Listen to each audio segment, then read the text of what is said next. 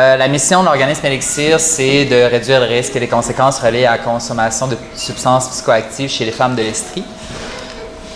On a 4 grands volets. On a un milieu de vie qui est réservé aux femmes. On tient des activités d'éducation populaire autonome, donc ateliers de sensibilisation sur des sujets qui touchent la consommation de proches ou de loin. Donc ça peut être vraiment spécifique sur l'effet de certaines substances, comme ça peut être très large sur les enjeux sociaux qui mènent à la consommation problématique de substances.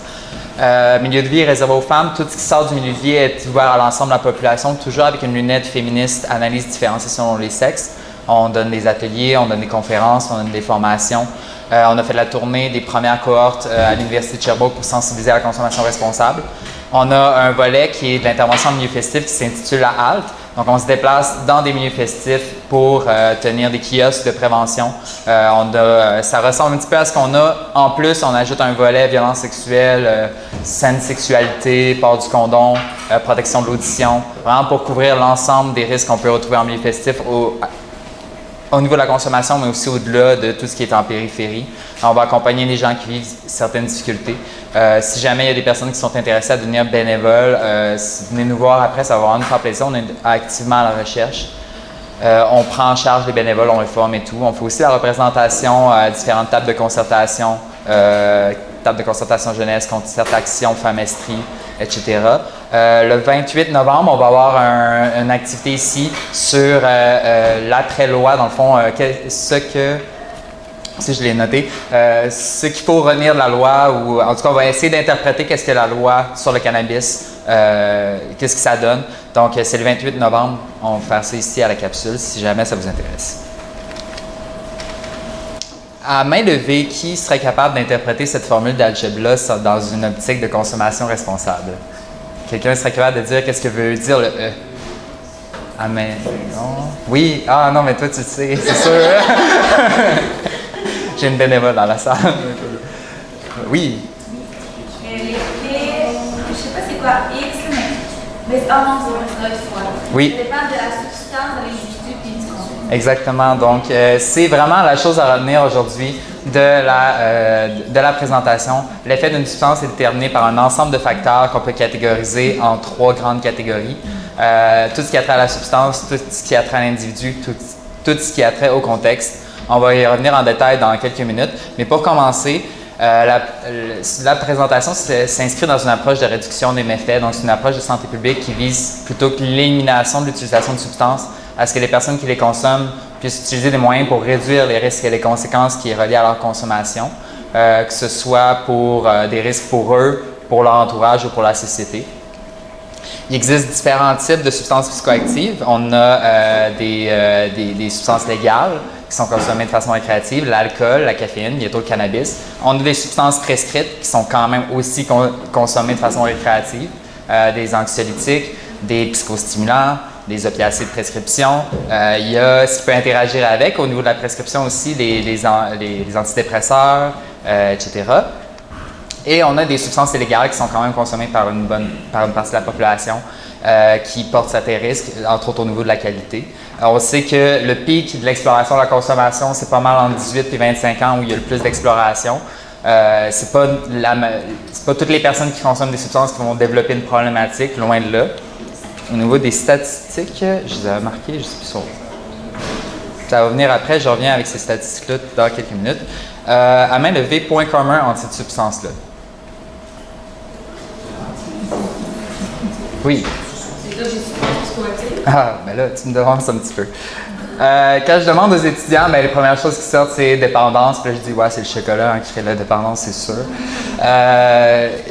Ou c'est des drogues. Puis là, ben, je demande c'est qui considère le chocolat comme une drogue, qui considère le café comme une drogue, puis les gens ne s'entendent pas nécessairement. Donc, quand on met sous le même chapeau de substances psychoactives, ben, ça permet vraiment de mettre sur le même pied d'égalité toutes les substances qui ont un impact sur le système nerveux central, que ce soit comme dépresseurs, stimulants ou perturbateurs.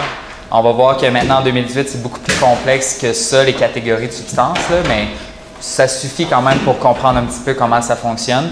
Si on parle du système nerveux central et du fonctionnement psychique, ben, le système nerveux central, c'est vraiment le tableau de commande du corps. C'est le cerveau qui envoie des commandes via la moelle épinière, qui contrôle tous nos signes vitaux, donc la respiration, le pouls, la pression sanguine, le cycle de sommeil, d'éveil.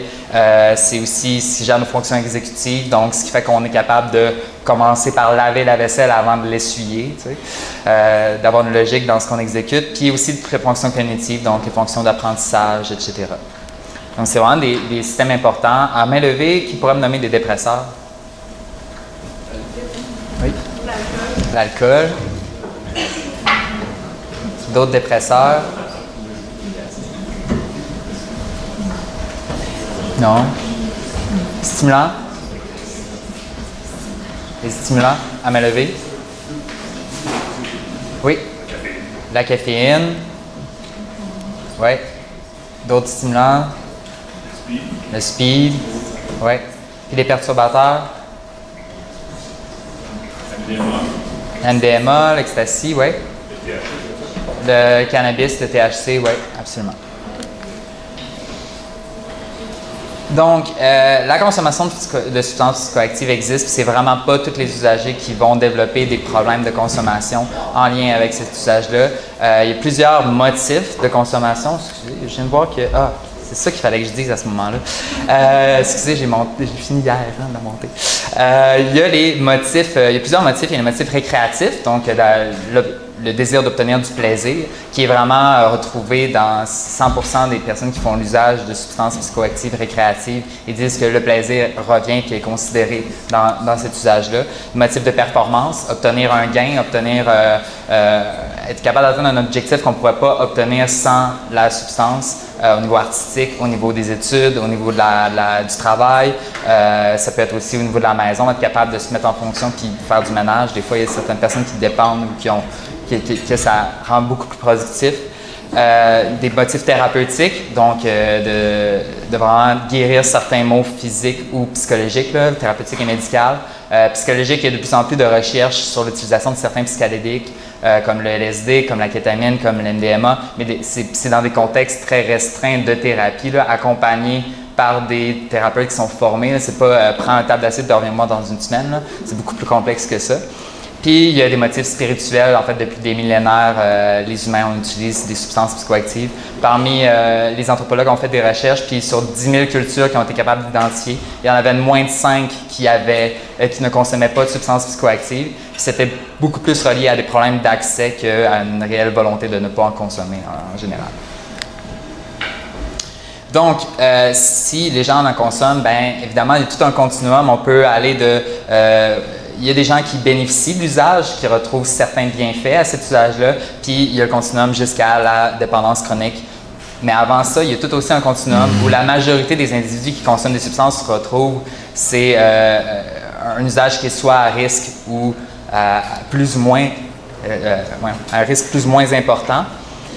Chez les Canadiens de 15 ans et plus, qui vivaient à domicile en 2002, il y avait 5% qui développaient une dépendance à l'alcool, puis 2,6% qui développaient une dépendance aux substances illicites. Ceci étant dit, si on considère l'ensemble de ceux qui avaient consommé, c'était 77% qui avaient consommé de l'alcool, puis 12% qui consommaient des substances illicites. Donc, juste au niveau des substances illicites, il y a un 10% de différence de gens qui en consommaient, mais qui n'avaient pas de problème de dépendance. Une autre recherche, que j'ai oublié l'auteur, il a démontré qu'il y avait 20% des consommateurs qui présentaient une consommation à risque, et là-dessus, il y en avait 4 à 7% qui pouvaient en parler, qui pouvaient dire concrètement qu'est-ce qu'ils vivaient en termes de risque par rapport à la consommation. Donc, pour revenir à la loi de l'effet, si on veut évaluer l'ensemble des risques qui peuvent émerger de la consommation de substances psychoactives, il faut tenir compte vraiment d'un ensemble de facteurs qu'on peut catégoriser en 3 grandes catégories: substance, contexte, individu. Si on l'analyse plus précisément, on a le type de substance, donc dépresseur, stimulant, perturbateur. On a l'individu, la quantité de substance, la fréquence de consommation, la tolérance. Donc, plus un individu en consomme, plus il va avoir besoin d'en consommer davantage pour obtenir le même effet. La qualité de la substance. Par exemple, l'ecstasy, il y a des comprimés qui peuvent contenir jusqu'à 7 substances différentes à l'intérieur du même comprimé. En 2016, sur l'île de Montréal, il y avait moins de 20% des comprimés qui étaient vendus comme l'ecstasy qui en contenaient réellement. Donc, tout ce qui est illicite, il y a vraiment un problème au niveau de la qualité. Si on va du côté de l'individu, l'âge, la taille, le poids, l'état de santé physique et mentale, qui va aller voir son médecin pour dire « J'aimerais peut-être essayer de la cocaïne en fin de semaine, tu peux-tu faire une petite analyse du cœur pour vérifier que je suis sûr, je suis correct? » ou qui va aller voir papa, maman pour dire ah, on a-tu des antécédents de santé mentale dans la famille parce que les idées, j'aimerais peut-être essayer ça. Mais c'est important quand même de le considérer et de faire une analyse de ça. Il y a aussi tout l'état d'esprit. Si la personne est en peine d'amour, si la personne est, ou si elle est bien accompagnée puis elle fête la fin de ses études, ça n'aura pas le même effet. Et évidemment, le contexte, bon, la personne est-elle accompagnée d'amis de confiance, est-elle accompagnée ou de personnes qui vont mettre de la pression? Est-ce qu'elle est dans un environnement connu ou est-ce en sécurité? Est-ce qu'elle a un endroit pour aller se déposer si jamais ça ne file pas? Est-ce qu'elle a accès aux bonnes ressources pour intervenir si jamais il y a quelque chose qui se passe? Et au niveau du contexte aussi, il y a toute la culture globale. Donc, en milieu étudiant, bien, il y a beaucoup de pression de performance qui va avoir un impact sur les comportements de prise de risque que les gens vont prendre. On le voit entre autres dans la vague de consommation de psychostimulants qui est en train d'émerger en Amérique du Nord, là, en général. Il y a beaucoup d'étudiants qui vont se tourner vers des psychostimulants pour augmenter leurs notes. Le point d'entrée de la consommation, c'est le mode d'administration, puis ça a vraiment un impact important sur le temps de latence, donc le moment que ça prend entre le temps que ça prend entre le moment où la personne consomme et que l'effet se fasse ressentir. À main levée, si je disais sniffer, injecter, avaler, fumer, lequel serait le plus rapide? Qui dit sniffer? Fumer. Injecter, la majorité, puis avaler, bon, on s'entend. En fait, c'est fumer en termes de temps de latence. Mais là, il y a des nuances à faire. C'est une raison physiologique. Si une personne s'injecte dans le bras, le premier endroit que le sang va après à plein d'oxygène, après les poumons, c'est directement au cerveau. Ça, si une personne s'injecte dans le bras, ça va passer par les poumons avant d'aller au cerveau. Ceci étant dit, si la personne s'injectait, parce que c'est une pratique qui existe, mais c'est une population très minime et c'est très à risque comme comportement, mais si une personne s'injecte dans le cou, là, ça va directement au cerveau, donc là, c'est plus rapide. On parle de différence de fraction de seconde. Au niveau avalé, un des principaux risques qu'on voit, c'est que les gens n'attendent pas assez longtemps parce que ça prend une demi-heure et 2 heures avant que ça fasse effet. Puis les gens vont redoser avant que l'effet se fasse ressentir. Puis une fois, ça embarque tout d'un coup, puis les gens vivent des malaises en lien avec ça. On a parlé, dépresseurs, stimulants, perturbateurs. Dans les dépresseurs, on a l'alcool, les benzodiazépines. On a fait le tour rapidement, puis vu qu'il me manque de temps, je vais peut-être sauter là-dessus. Toute la question de la concentration, je dis aux étudiants, une Coors Light à 4 puis une fin du monde à 9 même si on sort dans le même bac, il y en a une qui équivaut 2 fois l'autre. Puis des fois, on l'oublie. Puis on l'oublie encore plus quand on prend 2 shooters en 2 minutes. Ça a vraiment un impact important sur l'effet qui va émerger. Puis c'est un peu le même genre d'enjeu qui émerge au niveau du THC. Des fois, les gens oublient de considérer la concentration, puis ce qui arrive sur le marché illégal, mais on n'a pas cette information-là, on ne sait pas qu'est-ce que ça contient. On ne sait pas quel pourcentage de THC ça contient, on ne sait pas quel pourcentage de CBD ça contient. Actuellement, ce qui circule sur le marché en termes de feuilles, ça va se situer entre 20 et 25 %, ça peut aller jusqu'à 35-40 dépendamment des feuilles, des cocottes.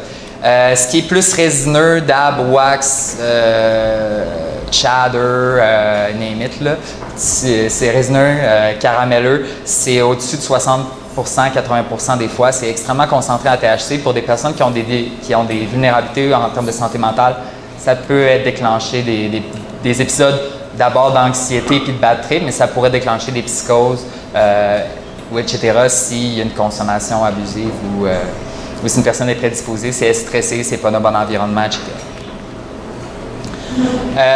Donc, je parlais de pourcentage THC-CBD. Le THC, c'est vraiment la molécule du cannabis qui est psychoactive, qui va vraiment faire le buzz, qui va donner l'euphorie, le rire, le sentiment de détente. Le CBD va atténuer légèrement les effets du THC, puis possède la majeure partie des propriétés médicales connues du cannabis. Pour traiter les maux en termes les maux physiques, là, tout ce qui a trait au niveau des problèmes neurologiques. Beaucoup, on va gérer la douleur avec le CBD, etc. Donc, ça va atténuer les effets du THC. Pour les premiers usages, on recommande un haut taux de CBD puis un bas taux de THC pour les premières fois qu'une personne fait l'usage pour avoir le temps d'apprivoiser un peu la substance puis connaître ses préférences aussi. 2018, on est à une ère où l'évolution des substances psychoactives a vraiment un rythme effréné. Chaque année, il y a des centaines de nouvelles substances qui apparaissent sur le marché qu'on ne connaît pas. Dans le fond, ils jouent avec les structures moléculaires. Ils vont sortir de nouvelles substances qu'on ne connaît pas, les effets, qu'on ne connaît pas la durée, l'intensité, les risques au niveau des mélanges. En plus de ça, il y a beaucoup de substances qui sont banalisées. L'alcool, on oublie que ça peut interagir. Les médicaments, on oublie que ça peut interagir. Le cannabis, il y a beaucoup de gens qui vont négliger, qui ne vont pas penser qu'une petite puff, ça peut faire une grosse différence dans le buzz. La caféine aussi, les boissons énergisantes contiennent plus qu'une substance psychoactive en général. Donc, on va oublier ça. Puis si on ajoute à ça des comprimés qui contiennent plus qu'une substance psychoactive et qu'on ne connaît pas les effets, là, on est vraiment dans des cocktails qui peuvent être problématiques.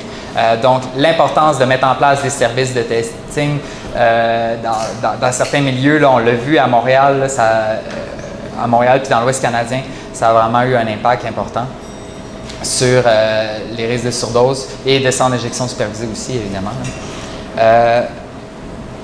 Oui, j'ai déjà dit ça. Une étude qui a été faite en Angleterre pour décrire les méfaits qui étaient reliés à la consommation de substances psychoactives pour la personne et pour les autres. Et ils ont essayé de catégoriser les substances dépendamment de laquelle créait le plus de méfaits pour soi et pour les autres. Cumuler ensemble, laquelle d'après vous, à main levée, est-ce que quelqu'un pourrait guesser quelle substance est ressortie comme créant le plus de méfaits pour soi et pour les autres? Oui, c'est l'alcool. Et de quand même loin, on parle de 25 points au-dessus de l'héroïne qui aurait probablement ressorti si on n'avait pas, s'il n'y avait pas l'alcool. Il y a une question de banalisation là-dedans parce qu'on est dans un modèle, là, je vous laisse voir les autres, là. Mais il y a la paradoxe de la prohibition qui est vraiment intéressant à regarder. C'est un modèle fait par Marx en 1984 qui démontre que les risques et les conséquences négatives reliées à la consommation vont faire une courbe de U dépendamment de à quel point est-ce qu'on l'interdit ou est-ce qu'on en fait la promotion de l'usage. Et dans le cas, on est définitivement complètement à droite dans la promotion de l'usage. On a des autobus de ville qui se promènent avec des annonces de poppers dessus. Puis d'un autre côté, on continue à stigmatiser les usagers d'héroïne, etc., pendant qu'on continue à prescrire des opiacés. Et au Canada, il y a la moitié des personnes qui consomment des drogues, des opiacés par injection qui proviennent du milieu médical, là, en fait, qui ont eu une prescription et qui ont eu un mauvais suivi. Donc, la stigmatisation, autant que la banalisation, a des effets importants sur les risques et les conséquences reliées à l'usage de substances. Puis, ce qu'on voudrait se retrouver au niveau de la loi du cannabis, c'est vraiment dans le milieu, avoir une approche neutre, vraiment donner l'information aux gens pour qu'ils prennent des choix éclairés pour réduire les risques et les conséquences reliées à la consommation de ces substances-là. Donc, E égale SIC, très important à se rappeler, substance, individu, contexte. On nous a demandé de parler de l'importance de la recherche dans notre milieu. D'abord, actuellement, la recherche nous permet vraiment de nous appuyer sur des données probantes, des informations crédibles, valides et neutres pour appuyer nos interventions. Ça appuie aussi nos cadres de référence. On se base sur des idées, des concepts, mais vraiment d'avoir des études qui prouvent qu'on n'est pas dans le champ, c'est toujours aidant parce que quand on parle avec les gens, il y a beaucoup de scepticisme au niveau de l'usage de substances psychoactives. Il y a beaucoup de gens qui vont penser que c'est polarisé, qu'il y a des bonnes drogues et des mauvaises drogues. Ça nous permet vraiment d'asseoir notre intervention de façon neutre et éclairée. Permet aussi de mettre en place des interventions ciblées auprès de populations à risque, puis de se tenir à jour sur les tendances actuelles. Au niveau de nos besoins, parmi les grands manques, il y a l'analyse différenciée selon les sexes. On fait souvent un portrait, c'est quoi la différence entre les gars et les filles au niveau de la prévalence de l'usage, mais on oublie de regarder tout ce qui se passe au niveau, niveau des différences en termes de métabolisation des substances, tous les motifs de consommation. Par exemple, le speed, au niveau de consommer du speed pour maigrir, c'est beaucoup plus les femmes qui vont avoir ce genre de comportement-là. Les hommes vont se tourner vers les stéroïdes anabolisants pour augmenter leur masse musculaire. Donc, c'est des enjeux qui sont différents en termes de motifs. Les âges de consommation ne sont pas les mêmes. Les rôles dans la consommation, ça va être souvent les chums qui vont initier leur blonde à de nouvelles substances récréatives, ce qui amène certains risques parce que les femmes vont peut-être avoir tendance à prendre la même quantité. Les processus de réadaptation aussi, comment les services sont adaptés à des mères qui ont des problèmes de consommation, ça élève d'importants enjeux. Puis les conséquences aussi sur la santé physique, la santé mentale, la santé sociale. Les violences sexuelles, ben, malheureusement, au niveau statistique, ça reste beaucoup plus les femmes qui sont victimes, puis on sait que la consommation a un rôle à jouer dans ce phénomène-là. Et pour terminer, je ne l'ai pas dit, il y a aussi tenir compte du contexte global. Et là, je vais prendre en exemple une étude qui est sortie sur les pratiques à moindre risque au niveau de la consommation du cannabis. Bon, les pratiques à moindre risque, d'abord l'abstinence, parce que c'est sûr que si on s'abstient, il n'y a aucun risque qui peut être directement relié à la consommation de la substance. Retarder l'âge, favoriser les produits à bas taux de THC, bon, etc., etc. C'est toutes des recommandations qui sont reliées soit à la substance, soit à l'individu qui la consomme. Bon, les populations à risque, par exemple, juste là. Sauf qu'il y a un facteur qu'on oublie de tenir en compte, c'est le contexte global. On oublie de tenir en compte que au niveau de la société, si on va vers la banalisation, ben on va se retrouver avec un problème avec une consommation à risque. Si on va vers des emballages qui sont attirants pour les jeunes, si on en fait la promotion, si on a à place d'avoir des scènes Heineken, si on avait des scènes THC+, là, je ne sais pas, je dis un exemple de compagnie qui n'existe pas, là, mais ça pourrait donner l'envie à des personnes d'aller vers ce genre de produit-là. Donc, à tenir compte du contexte global dans la mise en place de ces lois. E égale SIC, très important. On est rendu à la période de questions, je l'ai passé de 3 minutes, désolé. Je ne sais pas s'il y a des questions. Si il n'y en a pas, ben merci de t'écouter. Oui. Oui, je vais répéter les questions. En fait, ma question porte sur votre SIC. Oui. Après ce que j'ai lu dernièrement, peut-être pourquoi la recherche sociale et diversité, le contexte est plus important que les autres. Je suis très d'accord avec ça. Oui, absolument. Donc, le SIC, il faudrait qu'il soit plus gros là. Je retiens, oui. La prochaine fois, je vais mettre une animation pour qu'il grossisse à la fin. Oui. La question, le commentaire, en fait, c'était que dans la recherche, on est en train de démontrer que le contexte serait plus important que la substance et l'individu dans le poids des risques et des conséquences qui émergent de cette formule-là. Donc, qu'on devrait mettre plus d'accent sur le contexte. Et en fait, je suis très d'accord avec ça parce que c'est vraiment le contexte global en termes de mouvement social qui va vraiment avoir un impact sur les deux autres. D'autres questions? Oui. Vous avez parlé de retarder l'âge d'initiation. Oui. C'est quoi vous pensez qui est un âge sécuritaire pour commencer à prendre les drogues? C'est pendant lesquels, bien sûr? Les recherches démontrent qu'il y a 2 grands pics de développement au niveau du système nerveux central. Il y a quand on est poupon, puis le deuxième, c'est l'adolescence jusqu'à 21 à 25 ans. Ce que la recherche démontre, c'est qu'on devrait attendre jusqu'à 25 ans pour être certain que le système nerveux central s'est stabilisé. Là, ça n'arrête pas de croître. Là. Notre système nerveux central continue d'évoluer tout le long de notre vie. C'est beaucoup plus complexe que ça. Mais si on voulait être vraiment sûr à 100 il faudrait attendre jusqu'à 25 ans. En pratique, c'est... 26? Okay. En pratique, c'est impossible. Donc, je dirais, c'est du moment... Il n'y a pas d'âge comme tel parce qu'au Québec, on n'a plus de rite de passage, puis on n'a plus de critères pour définir, à part une loi qui dit qu'à 18 ans, tu es un adulte et tu es techniquement responsable.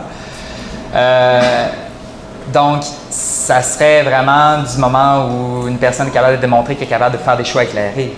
Si on veut faire ça, il faut les éduquer depuis très jeunes à faire des choix éclairés. C'est beaucoup plus complexe. Oui?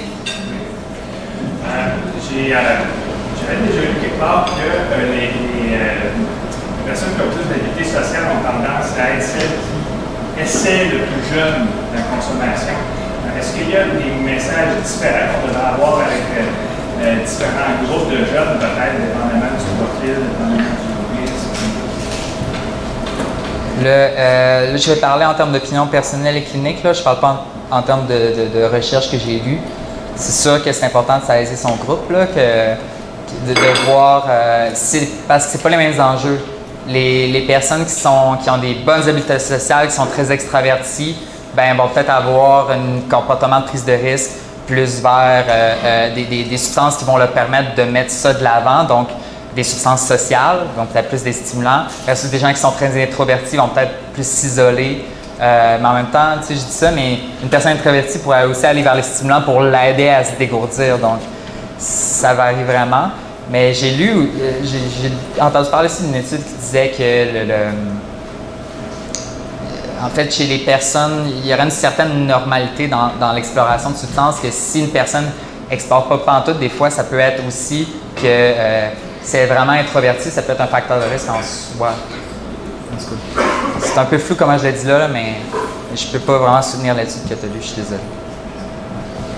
Oui?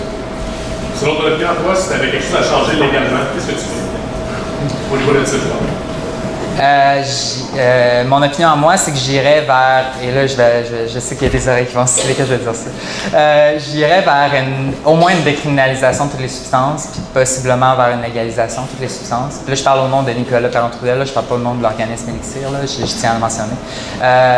Dans le sens où pas un système de distribution at large, comme tu arrives au couche-tard puis tu achètes de l'ecstasy, mais vraiment dans un but de réduction des méfaits, pour informer les gens, pour donner aux gens qui veulent consommer des substances récréatives accès à des substances qui sont contrôlées, qu'on connaît le contenu,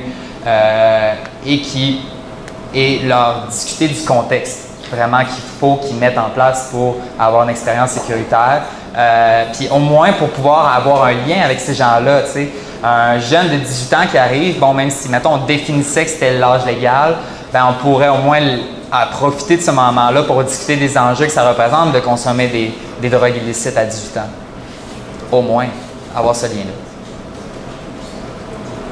Mais il y aurait beaucoup plus de loi que ça que je passerais aussi. Là. Ça, c'est une, là. Mais, ouais. Une dernière question, s'il y en a.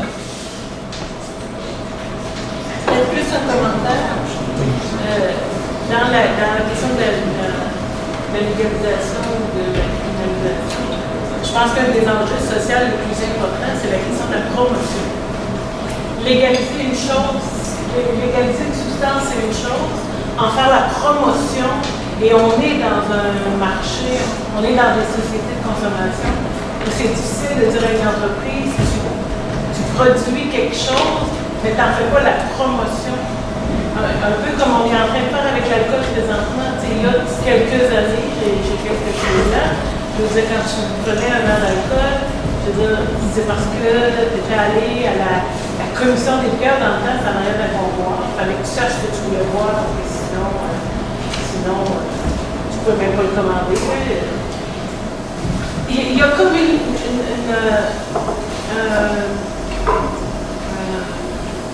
un gauge ou un milieu à atteindre entre la libéralisation puis la promotion à l'extrême. Moi, je pense que nous, on est en train de casser la gueule même par rapport à l'alcool. Quand Nicolas parlait de banalisation de l'alcool, c'est comme là que la société nous envoie comme message, c'est que tu ne peux plus avoir de fun dans l'alcool. L'alcool va augmenter ton douleur, faire ça, va faire ça. Si on fait la même chose avec toutes les substances, là, on va prendre le problème. Alors que de les légaliser en disant c'est un produit de consommation, c'est quand même pas du bonbon. C'est quand même pas. C'est pas comme quand tu achètes cette farine. Et à ce titre-là, il faudrait que l'information et l'éducation commencent jeune, autant sur l'usage intéressant, mais aussi sur les conséquences qui peuvent être importantes. Et là, il pourrait y avoir des objets de recherche pas intéressants. C'est quoi le Oui, je vais rebondir sur ce que ma collègue Camille vient de dire. En fait, si on parle juste des médicaments de prescription, je suis en train d'écouter un reportage. J'ai écouté cette semaine un reportage qui était Cure Pills sur Netflix sur les psychostimulants. À regarder avec un regard très critique, c'est quand même un bon reportage, mais à regarder avec un regard critique et d'intervenant là-dessus. Il parle un moment donné dans le reportage que c'est ironique quand même qu'on parle d'effets puis d'effets secondaires parce que c'est vraiment une vision médicale. Ça veut dire que quand on nous dit, bon, il y a l'effet principal qui va viser à atteindre un mot, puis on va minimiser les autres effets, mais uniquement la décision, si on voulait vraiment offrir un choix éclairé, on devrait mettre l'ensemble des effets puis dire, ben voilà le continuum d'effets que tu vas avoir. Mais là-dedans, je vais t'aider à faire le pour et le contre de est-ce que ça vaut la peine de consommer cette substance-là pour diminuer ton mot par rapport à l'ensemble des effets que tu vas avoir, au-delà de celui qu'on vise. T'sais. Je ne sais pas si je suis clair. Oui, OK. Puis je trouve qu'avec les médicaments de prescription, ben ça, je trouve que ça manque beaucoup parce que c'est rare. J'entends tellement souvent de ben il m'a prescrit ça, mais je sais pas qu'est-ce que ça fait. Ou en milieu festif, on en discute avec les gens là, au niveau des mélanges entre les médicaments de prescription et les autres substances psychoactives, les gens sont tellement pas informés. Puis nous, on est un peu à la course d'essayer de trouver cette information-là, souvent parce qu'on a vraiment des cas là-dessus. Je prends telle médication, ça interagit dessus. Hey, j'ai aucune idée. T'sais. Puis les gens devraient le savoir. Les gens devraient être informés avec leur médecin. Puis on devrait se sentir libre de dire, ben moi, j'explore la cocaïne, j'explore l'ecstasy, je consomme du speed à l'occasion avec nos médecins. Si on veut vraiment réduire les méfaits, on devrait pouvoir faire ça, mais on a peur d'être stigmatisé, on a peur que le médecin dise, ben tu ne devrais pas prendre ça, ou mais ça se passe quand même. Oui. C'est ça, je pose sur le commentaire un petit peu qui sort peut-être là-dedans, à propos de la recherche. Bien, on apprend, de nos jours, on apprend vraiment avec des outils de la science, avec sa meilleure d'année en année, c'est une croissance exponentielle. Par exemple, ce qu'on peut voir, les effets de l'alcool sur le cerveau, même des petites quantités qui sont socialement acceptables. S'il y a une consommation qui est constante et qui revient dans le temps, ça a des effets vraiment, des impacts négatifs très importants. Avant, on ne pouvait pas le voir. On commence à découvrir, au fur et à mesure où la science avance, on découvre des éléments qu'avant, on ne tenait pas compte nécessairement. Est-ce que vous avez un système en place pour être au courant des études qui seront en train de faire par rapport aux effets de toutes ces substances-là sur le corps? C'est une belle réflexion à avoir, on va l'apporter en équipe. C'est mettre en place des mécanismes pour se tenir à jour. On y va un peu avec ce qu'on entend et avec ce que les médias nous disent, là, mais effectivement, c'est une belle réflexion. Il y a 2 ans, quand j'ai lu la recherche, je travaille en neurosciences beaucoup aussi, ça m'intéresse beaucoup. Quand j'ai lu la recherche des effets de l'alcool sur le cerveau, j'avais pu voir complètement. J'aimerais savoir le nom tantôt, si vous pouvez nous la donner. J'en ai fait plusieurs. Tu serais un bon bénévole pour nous l'alimenter. Oui, absolument. Ça pourrait être intéressant. Mais c'est quelque chose que je ne sais pas, parce que c'est vraiment le temps de recherche de chaque drogue. Par exemple, le cannabis, ça vient d'être légalisé récemment. On n'a pas beaucoup d'années de science dessus. Fait qu'on ne peut pas dire que c'est nécessairement nécessaire. On sait qu'il y a quelques effets, il y a des personnes qui sont plus fragiles et qui sont déjà. Mais à long terme, il faut plus de temps pour pouvoir avoir des résultats de recherche qui sont vraiment fiables. Je crois que mon temps est terminé. Merci beaucoup de m'avoir écouté.